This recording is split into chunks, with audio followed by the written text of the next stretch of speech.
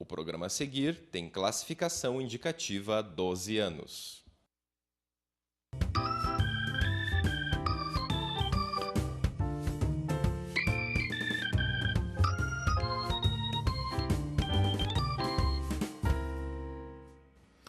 Olá, direto dos estúdios do Polo de Comunicação da Universidade Federal do Paraná, está começando mais um programa Cobras e Lagartos. Aliás, este programa, esta edição, marca 10 anos da existência do programa. Somos um programa decano já. Apesar de você amanhã. Tudo aquilo que conhecemos. Eu sou o Ney Hamilton, esses são os nossos venenosos comentaristas, Hugo Mengarelli, Mário Negrão, que andou se envolvendo em brigas nos Black Blocs, né? Mário Negrão está com o braço na tipóia, né? E Belmiro Valverde, nosso imortal Belmiro Valverde. Gente, para comemorar os 10 anos, normalmente eu abro esse primeiro bloco sempre tratando de... O bolo e o champanhe, não? Não, depois. Bom, o bolo e champanhe o público não vai ver. Eu abro esse programa sempre, o primeiro bloco, tratando de um assunto político. Mas eu até pensei essa semana, puxa, vamos falar sobre Marina e Eduardo Campos, que bicho vai dar isso, mas achei melhor. Disse, não. Vamos falar de sexo. Não, vamos falar de... Calma. Controle-se. Não, mas tem um assunto que eu acho que é interessante, passa longe da política, mas passa muito sobre os costumes e a cultura brasileira, Hugo Mengarelli. Essa semana, uma discussão, principalmente no meio artístico, veio à tona, que é com relação às biografias. Um grupo de artistas intelectuais está se mobilizando para impedir a divulgação ou a publicação de biografias no Brasil, por conta de, quer dizer, biografias não autorizadas. Na verdade, isso é vamos colocar nos termos devidos, isso é uma censura. Uhum. Sim, eu penso que sim. Agora, o que passa é que ultimamente nós vivemos essa ideia de que o que se fala na televisão, o que se escreve é a verdade. Né? Se a gente pensasse um pouco o grau de ficção que cada um pessoalmente vivemos, isso passa na história. Né? Em qualquer história que se escreve, Ferdinand Brodel disse: aquilo que é um historiador é um encenador, ou seja, aquilo que faz, através de seu desejo, ele vai montando uma história. Roland Barthes tem um livro, um artigo maravilhoso que se chama O Discurso da História. Se algum dia você vai ler, aí trabalha enunciação e enunciado. Ele diz, se você vai pegar uma história norte-americana, verdade? A Guerra Civil são 2 capítulos. A Revolução Russa, um pedacinho do capítulo. Agora, se você ir à União Soviética, na época da União Soviética, que ele escreveu esse artigo em 1967, 68, diz, se você vai à União Soviética, você vai ter a Revolução Russa, 2 capítulos. E a Guerra de Secessão, um pedacito. Então, é nesse sentido que eu quero dizer que cada um que vai escrever uma história não é objetivo. Não existe um objetivo diante de um historiador. Não há historiadores objetivos. Para mim, toda história está carregada de história. Lindo, isso, os norte-americanos, os ingleses, não tem history e history, não? As duas, story e history. Muito bem. Então, eu me pergunto, autorizado por quê? Porque, de repente, a família ou a pessoa que é biografada tem que estar de acordo com isso. E há certas coisas que, de repente, não querem saber, ou a família não quer que se saiba, ele não quer que se saiba. E por que, de repente, não pode ser colocado, se há forma e matéria que lo possam explicitar, essas situações que poderiam passar por baixo do pano? Está claro o que estou querendo dizer? Sim, claro. Então, eu acho que é um tipo de censura. Sem dúvida que é um tipo de censura. Não se pode escrever sobre a vida. Agora, claro, se você vai querer escrever a vida de uma pessoa para avacalhá-la, é outra coisa. Aí é um risco. Aí, se você se quiser processar, processa. Agora, se é uma biografia, dentro de todos os erros que pode ter qualquer escrito, porque sempre detrás do escrito ou do dito há um dizer, que vai muito além do dito. Então, bom, isso depende de como pode ser, e aí são os riscos. Todas as vezes que se coloca o desejo, porque você não sabe de teu desejo, você imagina que o desejo é querer. Eu tenho inconsciente. Eu acho que o Gomiro tem. Não, ele não, porque é extraterrestre, ele não tem inconsciente. Eu acho que. Não, mas tem inconsciente. O outro dia ele falou que a vida lo havia levado pela frente. Lembra que vocês falaram que não, que na vida não conseguimos? Aí está aí o inconsciente presente. Você também tem. Meu Deus, eu mal tenho libido, você está falando que eu não tenho consciência? Então, o que quero dizer com isto, não? É assim, às vezes você tem que se arriscar. Porque está colocado em teu discurso tudo isso. Está colocada coisa que você não sabe onde vai parar. Mário, as biografias elas acabam destruindo mitos e é isso que provoca temor nas pessoas que se sentem incomodadas pelas biografias? Olha, eu acho assim, a gente tem que fazer uma distinção aqui, né? É muito importante. Que existe a diferença entre alguém querer ter uma história adocicada de si mesmo, né? E omitir determinadas coisas que podem ser embaraçosas ou até Uma ilegais. biografia chapa branca? Chapa branca. Não, politicamente correto. Existe isso, né? Agora, existe... Essas autobiografias. Agora, existe também o seguinte, existe a calúnia. Quer dizer, a maldade programada, a maldade intencional, né? E a gente tem que fazer essa distinção, né? Mas aí, isso é uma vertente, né? E isso é quase que impossível de controlar. Segundo, que tem uma coisa aqui que a gente podia trazer dentro da coisa da proporcionalidade, né? Do princípio da proporcionalidade. Quer dizer, existem princípios em colisão aqui. Um é o princípio da liberdade da livre expressão, princípio da livre expressão, né? Que todo cidadão tem direito de se expressar como bem entende, escrever o que bem entende, e as pessoas recebem, né, esse comunicado dele da maneira que quiserem. Ele está sendo um cidadão, isso é um princípio básico do liberalismo que acho que muito dificilmente vai se abrir mão, né? Porque senão a gente cai para o totalitarismo. Existe o outro princípio, que é o princípio da dignidade pessoal. Aí tem uma colisão de princípios, que a gente não vai adentrar aqui, mas no princípio da proporcionalidade tem 3 métodos para ver isso. Primeiro, a adequação. Velho Mário, está em forma, está em forma. Né? Primeiro, da adequação, para ver se, por exemplo, é um choque de princípios mesmo, que às vezes você pode alegar que a tua privacidade está sendo invadida e não está, né? Então, cabe a quem está decidindo isso ver isso, segundo o princípio da necessidade, ou seja, as atitudes e a profundidade e as penas e as sanções que se dão têm que ser proporcionais a essa, digamos, essa quebra de decoro, né? E o terceiro é a ponderação, né? E a ponderação toma em conta o que tipo de condição em que isso aconteceu. Por exemplo, se uma biografia não autorizada... tem um caso típico aí que aconteceu na Alemanha, anos atrás, de uma princesa conhecida, né, não da Inglaterra, que viu uma matéria dela ser publicada no Der Stern, né, uma revista famosa alemã, e não foi muito elogioso para ela, e ela entrou, né, com recursos contra isso e ganhou. Né? Ganhou por dizer o seguinte, que devido às condições, eles estavam falando de uma parte da vida dela que fazia mais de 15 anos, e que não dizia mais respeito ao presidente dela e que era uma notícia já dada, né? E que não havia necessidade de ficar arejando isso.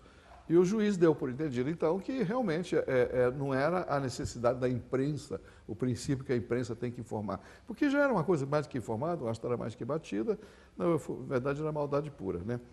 A outra coisa que eu acho interessante é ver o negócio da história, que você trouxe vertente interessante. Assim, como eu entendo, tem três vertentes de história importantes. Um é a história teleológica, né, que seria o caso do marxismo, seria o caso até da história americana, quer dizer, aquela história que tem um fim, né, que quer provar alguma coisa, que dizer que os eventos inevitavelmente levam a alguma coisa, que no materialismo histórico-dialético encontra a sua vertente mais forte. Né? Ok, isso é um tipo de história, válida, útil, existe. O segundo tipo de história é aquela história que é a história positivista, né, em que você mencionou aí, que é aquela história que pretende ser científica. E outra é aquela que está existindo hoje, que são os... Também, a outra também pretende ser científica, querido. Não, eu sei, mas assim, se você for ver assim, dentro da filosofia da história, é mais ou menos assim que divide as coisas. E a terceira são os análises, né, que eu acho que pertence a isso aí. Os análises seria a descrição de fragmentos de história que não pretendem, por exemplo, trazer nenhuma opinião, não são teleológicas, não estão vendendo alguma ideia, que alguma pessoa que lê, que tira as conclusões que quiser. História da vida privada, por exemplo. A história da vida privada. História das mulheres também. História das mulheres, né?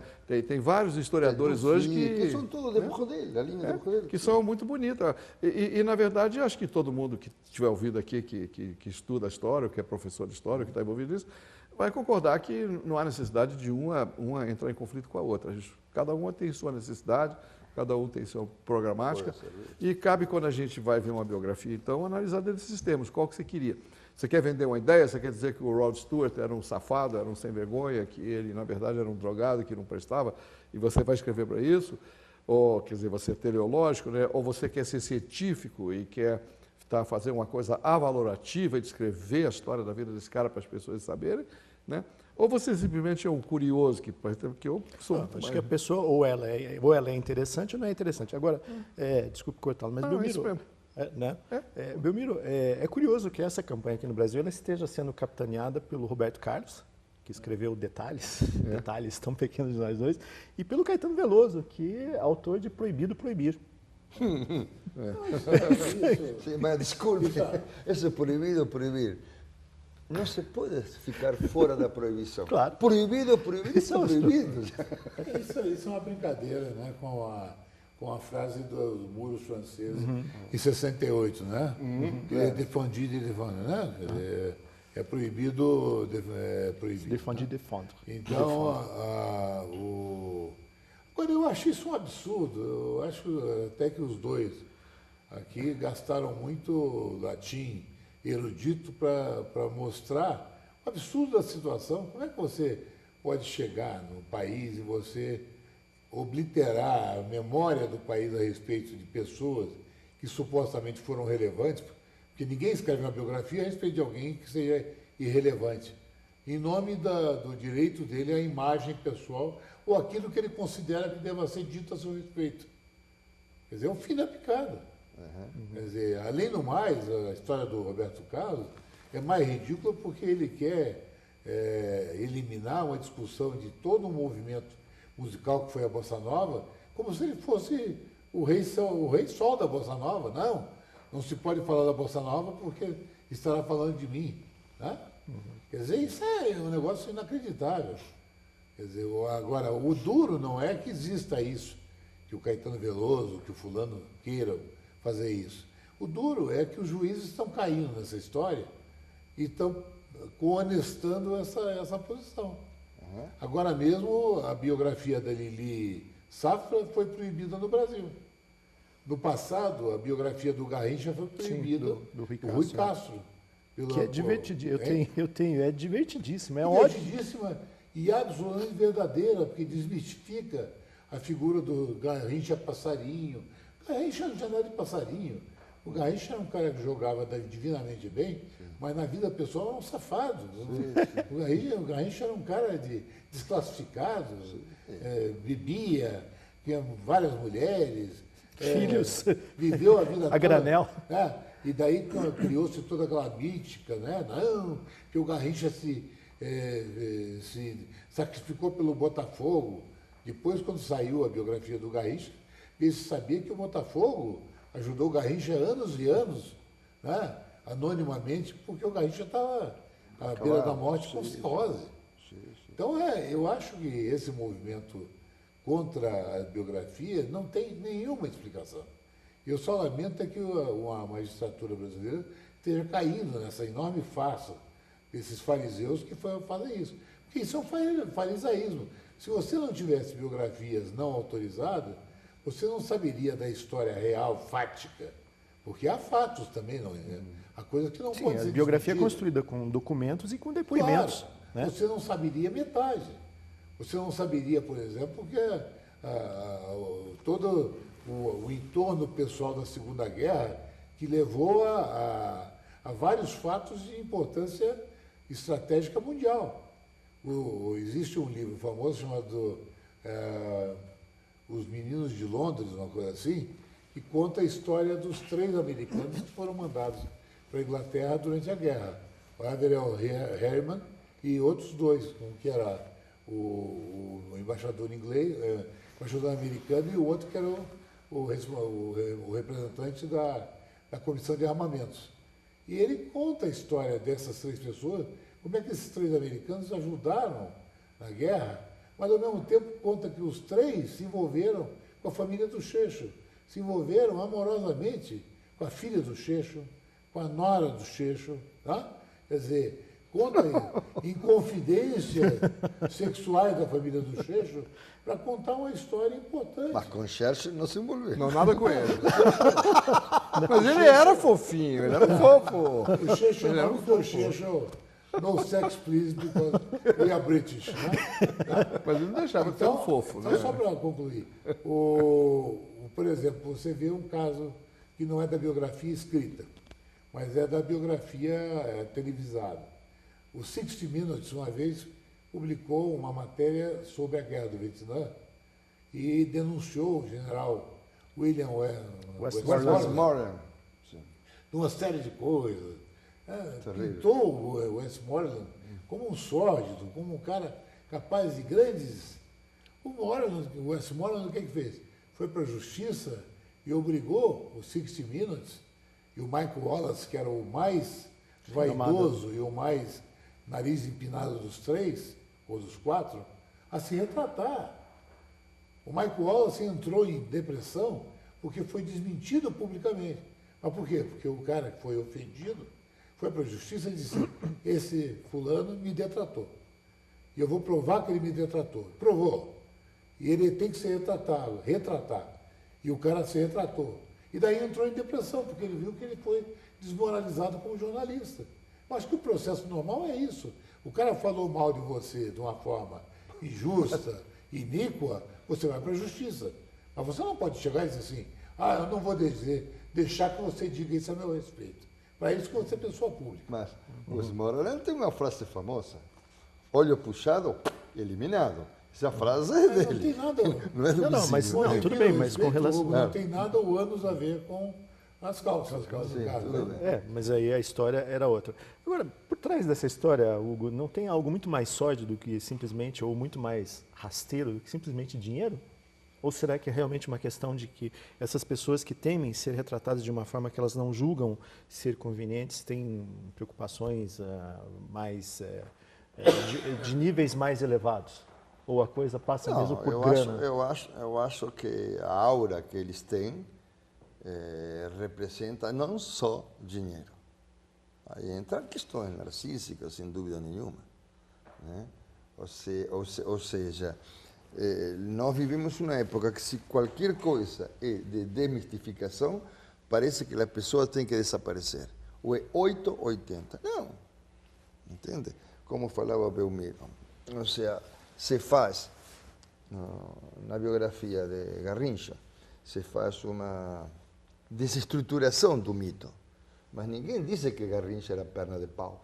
Não, claro que não. Pelo amor de Deus. Nada. Hoje a gente, o que conseguimos ver de Garrincha, ficamos boca aberta.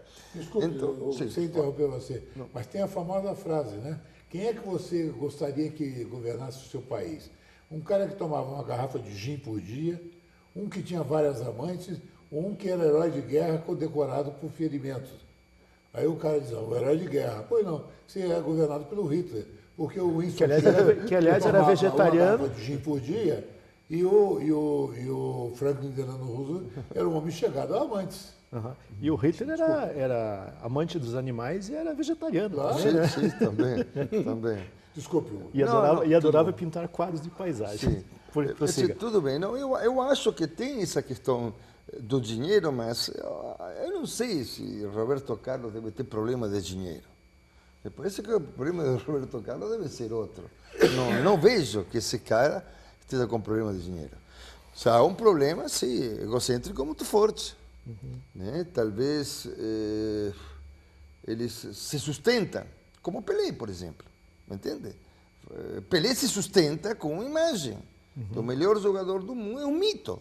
Que renegou a filha, que renegou a filha. Que renegou a filha, enfim, um monte de coisas. Que o filho passou por mil e uma. Cadeia, Exatamente. Ou seja, um monte de aberrações. Agora, ele foi, sem dúvida, não sei se o maior, porque aqui, se você disse que não é o maior do mundo, pode ser executado na hora. Mas, sem dúvida, foi um dos dois maiores. Dois não. Maiores. Em sua época não teve ninguém superior a ele. Não há dúvida nenhuma. Me entende? Não podemos pensar que toda época é única na história. Me entende? Agora, sem dúvida, era um monstro, eu vi jogar, pelo amor de Deus. O que fazia com a bola, não vi ninguém fazer isso.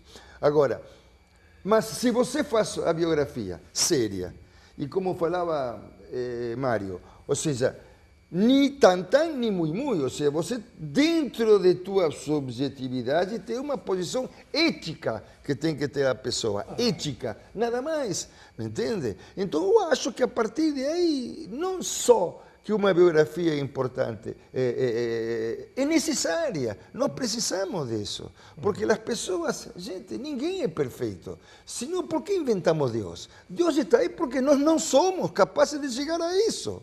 ¿Me entiende? Então, vamos partir dessa base. Partimos dessa base, gente, podemos entender que qualquer coisa, história... Gente, sabe quantas linhas históricas tem a Argentina? 8. Eu tenho todas em casa que estou lendo. Você pode ficar doido. Não, mas aí você tem que articular desde teu lado. Você tem que ter uma posição bem confucianiana. Ou seja, ser receptivo, estar disponível. Aí depois você articula e vê o que te parece, o que para você é importante. A essa ou aquela informação. Exatamente. Agora, mas tem que vir informação. De acordo com as suas informações. Mas tem que vir informação. E com as suas crenças.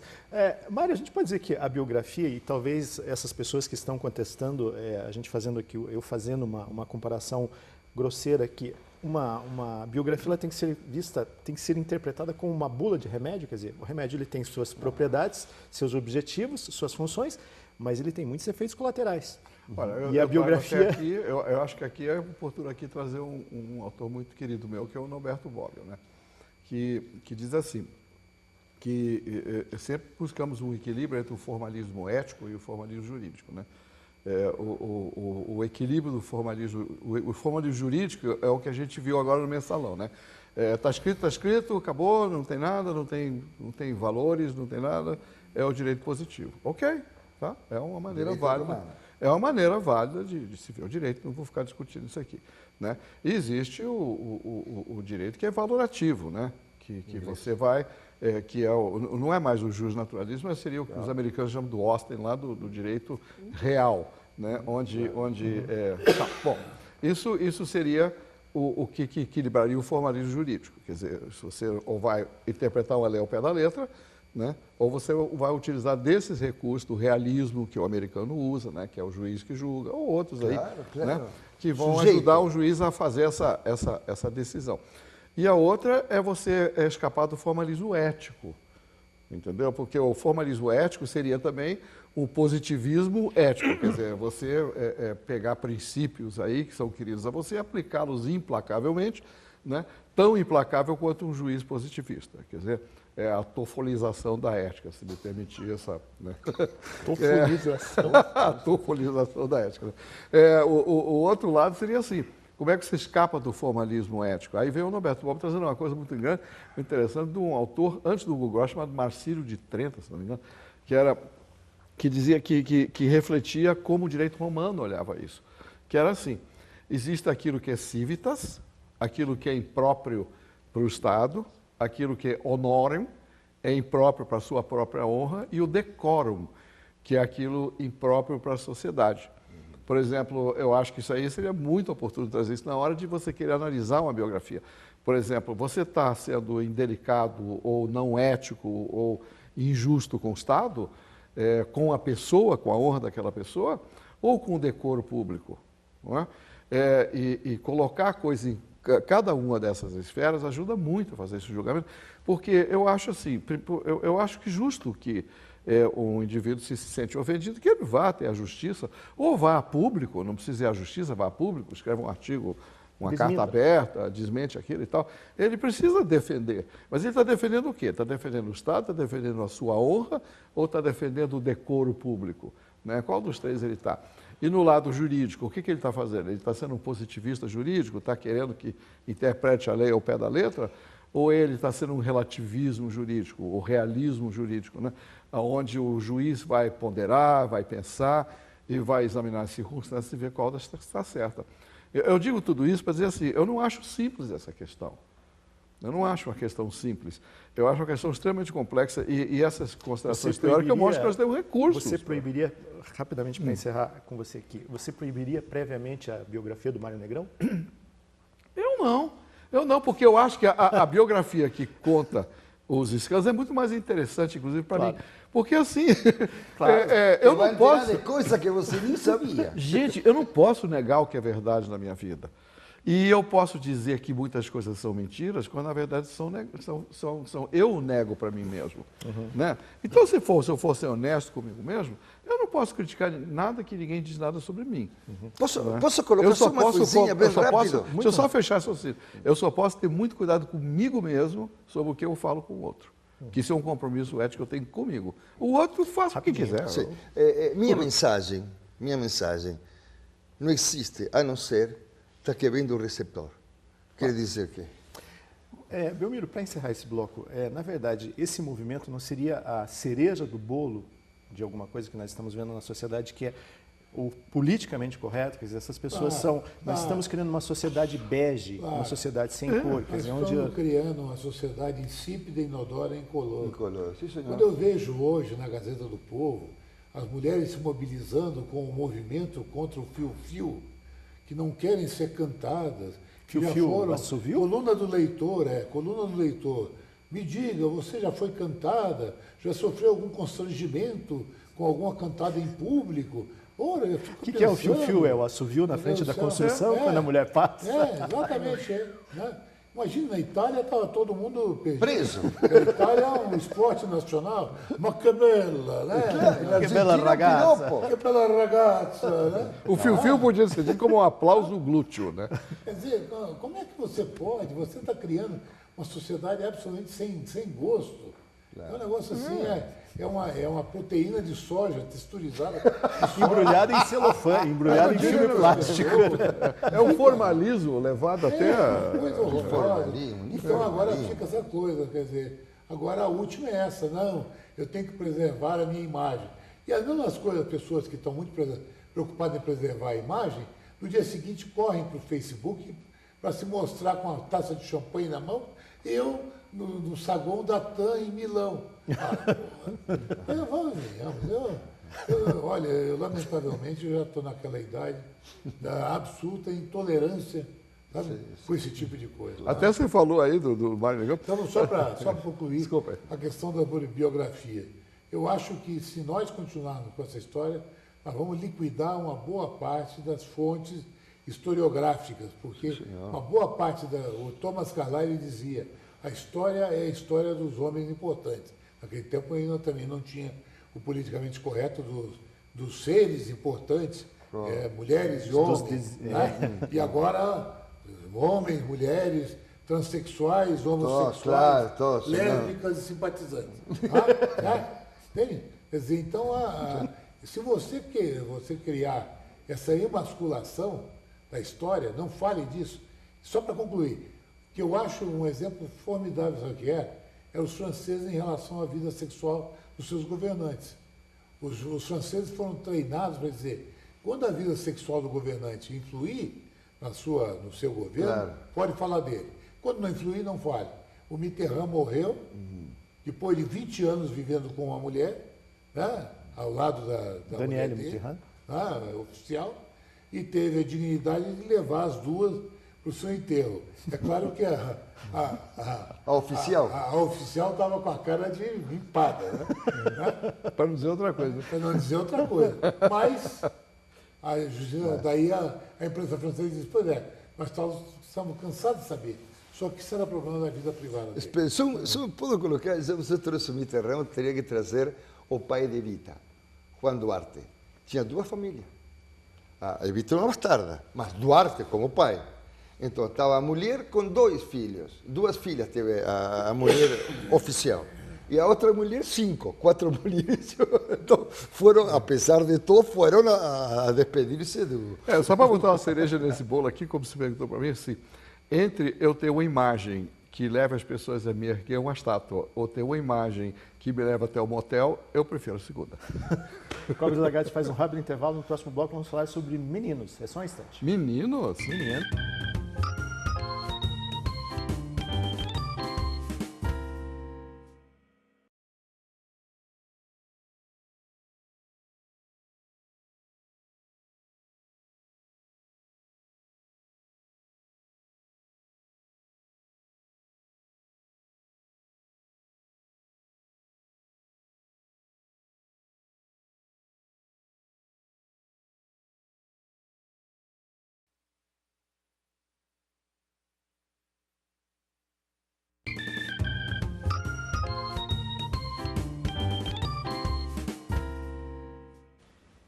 Voltamos com o segundo bloco do programa Cobras e Lagartos, completando hoje 10 anos de existência, sempre lembrando aos telespectadores que há 10 anos o segundo bloco, ou melhor, não só o segundo bloco, mas os temas debatidos aqui não são apresentados previamente aos nossos debatedores. E tem que ter conteúdo de sexo, drogas e violência. Né? Vai ter, calma. Vai ter? Como eu havia prometido, nós vamos falar sobre garotos, sobre meninos nesse segundo bloco. Belmiro Valverde, são duas pesquisas recentes feitas nos Estados Unidos e na Inglaterra que mostram que o homem ele leva mais tempo para amadurecer, muito mais tempo do que a mulher. Com certeza.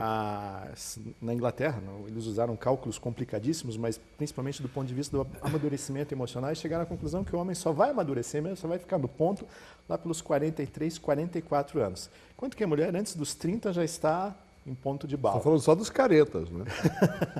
E mostra, tem uma outra pesquisa nos Estados Unidos, ela mostra também que o homem, ele na verdade, ele nunca deixa de ser um garoto.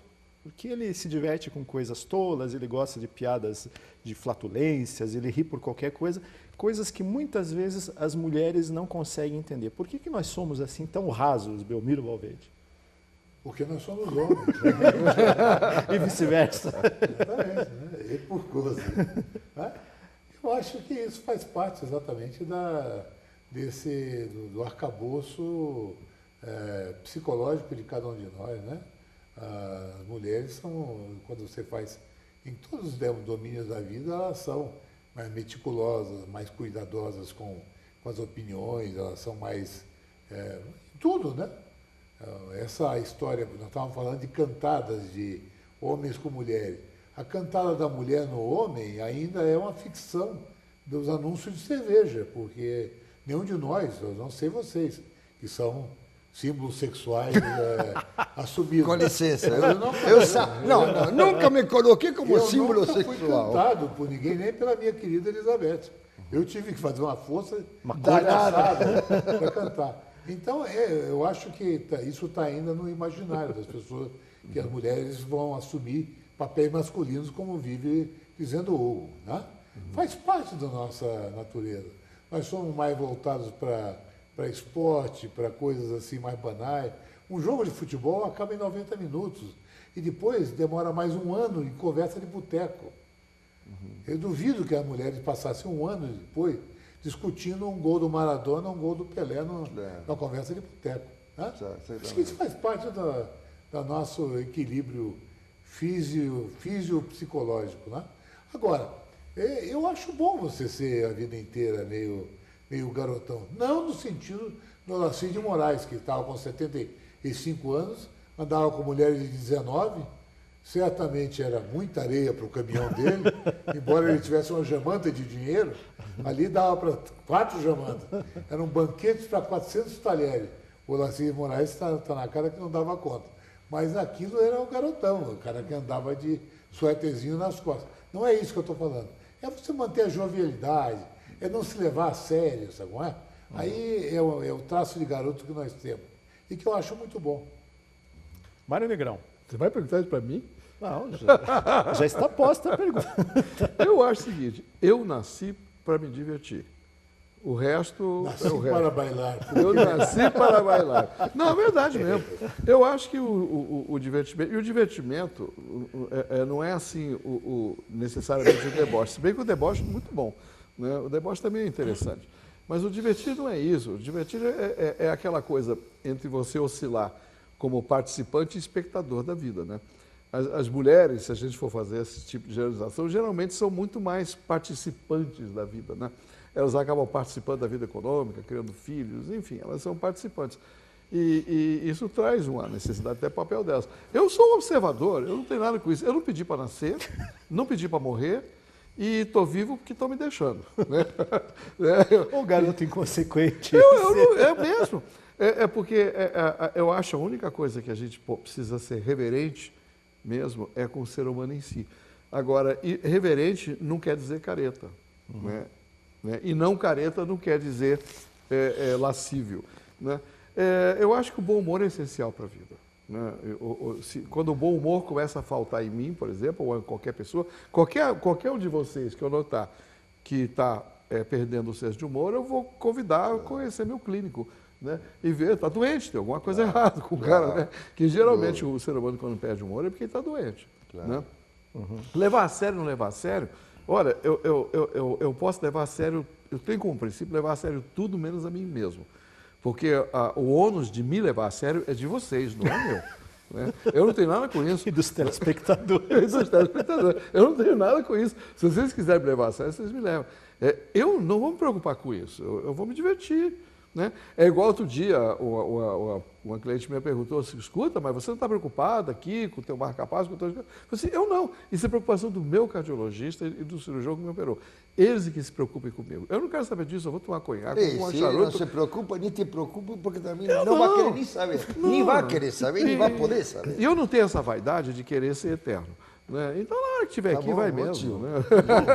Tá Esse bom. que me preocupa. Quem me ama, que me carrega. Agora, Hugo, as mulheres, por conta dessa diferença de amadurecimento, elas acabam olhando o homem de uma forma diferente, vamos dizer, de cima para baixo. Quer dizer, pô, o cara realmente, mas ele é Bom, muito nós garoto, começamos é muito... olhando as mulheres de cima para baixo. ¿Eh? Elas, coitadinhas, elas não têm o que nós temos, coitadinhas. Não é assim que 9, 10 anos todos os meninos, né? Florean que nem os galinhos na frente das galinhas. Nós fazemos isso. Né? E com o tempo vemos que a verdadeira força não está de nosso lado, está do lado dela. Nos pare uma mulher, dizia o velho Freud. Pare os nossos filhos. E por último, nos abraça, que é a Mãe Terra, nos leva. Você puxa, as mulheres são os que nos determinam do começo ao final. Aliás, ela é a diferença. E pare nosso cartão de crédito também. Exatamente. É a diferença, a mulher. A mulher é o outro. Trupa nas gasolina. Duplo nosso cartão. Bom, vão falar vocês, gente? Não. Por favor, tenha a palavra. Não, Não, quero dizer... Ficou doente. Ficou doente. teve uma... Senso de humor. Eu sei, mas estou pensando. Por favor, tem um médico na casa? Chama o médico. Chama o médico. Continue. Não, queria dizer que a mulher está como o outro. Não, a mim me parece muito engraçado, porque estou colocando uma questão da mulher como fundamental e você entra na piada. A mim não me parece que seja casual isso. Agora, se você faz análise ou não, é problema de vocês. Então, claro, e que acha que de casual, com as casualidades acontecem as coisas. O que eu quero dizer... Eu vou sair daqui direto para o divã, Hugo. Não sei, esse é o problema de cada um. Eu faço por meu lado. A questão é a seguinte: quando estou trazendo a questão da mulher, estou trazendo como alteridade. O outro, a diferença. Essa é a mulher. E aí está o poder da mulher. Não adianta querer dar mil e uma coisa. Penso que hoje, e isso levantava antes, Belmiro, penso que hoje a mulher está perdendo poder na medida que cada vez se quer aproximar mais ao homem. Esse ponto é, para mim, crucial. Hoje a mulher, para mim, está muito mais perdida que tempo atrás. Porque hoje a mulher se agarra em que elemento fálico? Trabalhos, carreira profissional. É o ponto fundamental. O mundo está mostrando isso. Cada vez temos menos pessoas. Tirando nossos países ainda, que as mulheres querem ter filhos. Gente, pelo amor de Deus, no mundo quantas cidades estão retrocedendo? O que quer dizer é isto. A ver se está claro. A função que cumpria a mulher um século atrás, um século e meio atrás, era de prover mão de obra, de prover filhos. E aí a mulher se realizava de uma maneira muito particular. Hoje não é o mesmo. Não é o mesmo. Hoje ha mudado totalmente isso. Me entende? Então, nesse sentido, de falta de diferença, nisso que já falava um senhor que se chama Nelson Rodrigues nos anos 60, que falava o seguinte: cada dia a mulher é menos mulher, o homem menos homem. A lógica é simples. Quando a mulher é menos mulher, o homem menos homem. É isso. Desculpe, ficaram ofendidos vocês? Não, Você ficou ofendido. Eu fiquei porque depois de 10 anos eu vi que você mostrou uma intolerância que nós não encontramos em 10 anos de presente. Desculpa, mas estava num momento aí que eu estava... Ok. Mas Tá bom, voltamos ao nosso papo de meninos. Como lidar com a diferença de humor da mulher e do homem, Belmiro Valverde? Porque nós temos realmente níveis de diferença. A nossa forma de encarar o humor é muito diferente da mulher. A mulher, na verdade, ao contrário do que se diz, a mulher é muito mais racional do que o homem. por conta realmente da forma como nós levamos as coisas do humor. Olha, se o nosso programa fosse às 11 horas da noite, eu repetiria o Gustavo Mendes, aquele que faz o Quibiloco e que faz a Dilma, falando sobre a família e sobre as formas de fazer uma mulher feliz e sobre a forma de fazer um homem feliz. Tá? E tem muito a ver com isso, quer dizer, tem o humor da mulher, ele é extremamente volátil.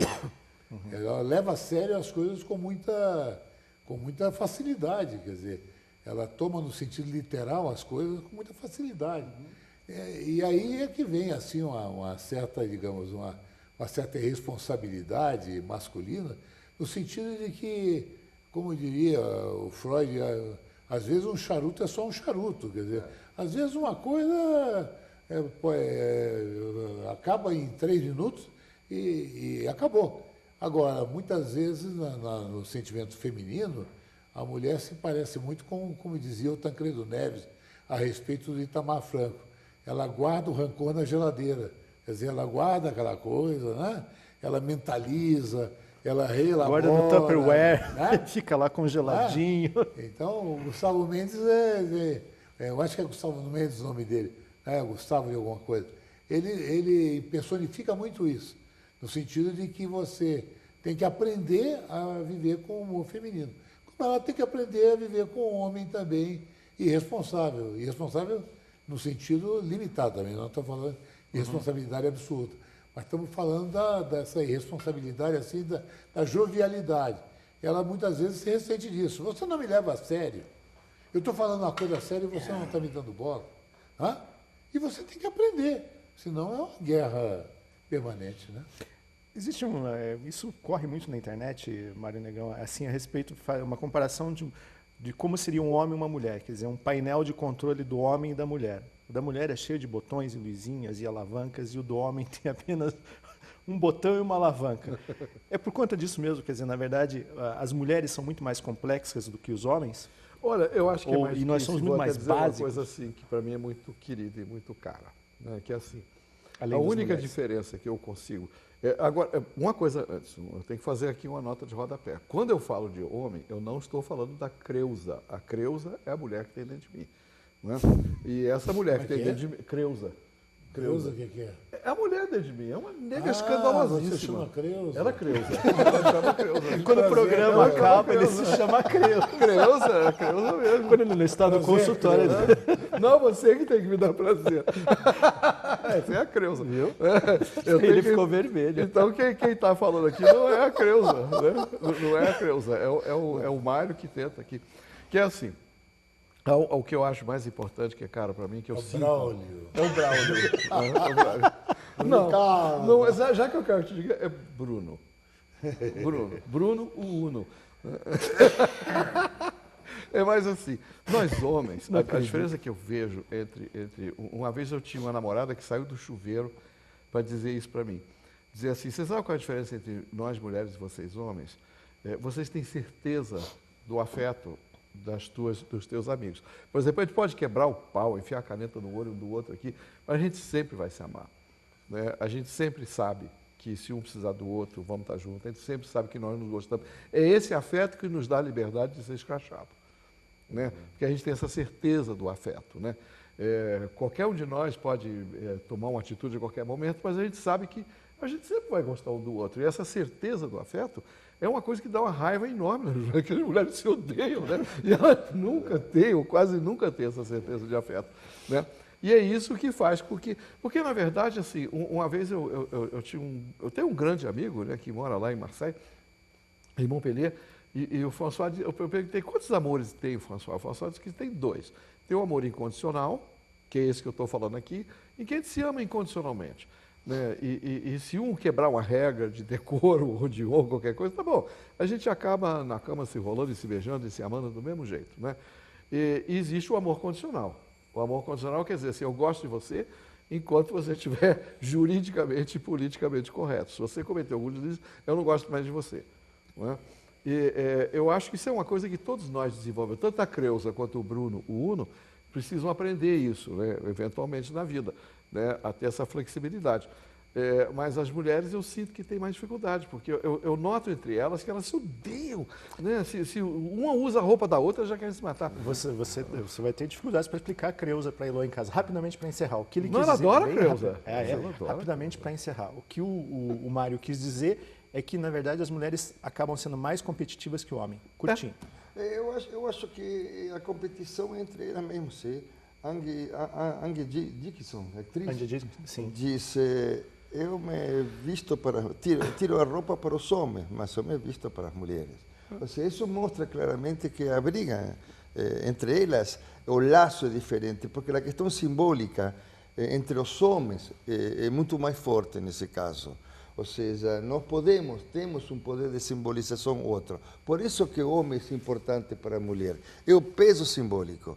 Mas é o peso simbólico que te levanta. Como é que chama a mulher dentro de Não, vocês? perdão, espere. O peso simbólico te leva para o céu. Mas você pesa as raízes e as mulheres que te puxam para as raízes. Como é que chama a mulher dentro de você? Rápida. A mulher dentro de você chama o quê? Não sei. Nora. Você tem caso de ter uma nora. Só para terminar, uma piada Antiga, muito né? deliciosa sobre a diferença de homens e mulheres. Deus criou o homem e a mulher e deu a cada um seus órgãos sexuais. Sim. E o homem ficou muito feliz com o seu órgão sexual e saiu exibindo, mostrando, balançando, fazendo xixi pelos cantos e tudo. E a mulher foi discutir a relação com Deus. Disse, puxa, mas isso não é justo. Veja só o órgão dele. Daí disse, não se preocupe, eu reservei um órgão melhor para você. Você vai ganhar um cérebro. Cobras e Lagartos fica por aqui. Obrigado pela sua audiência. Até a próxima semana com mais um programa.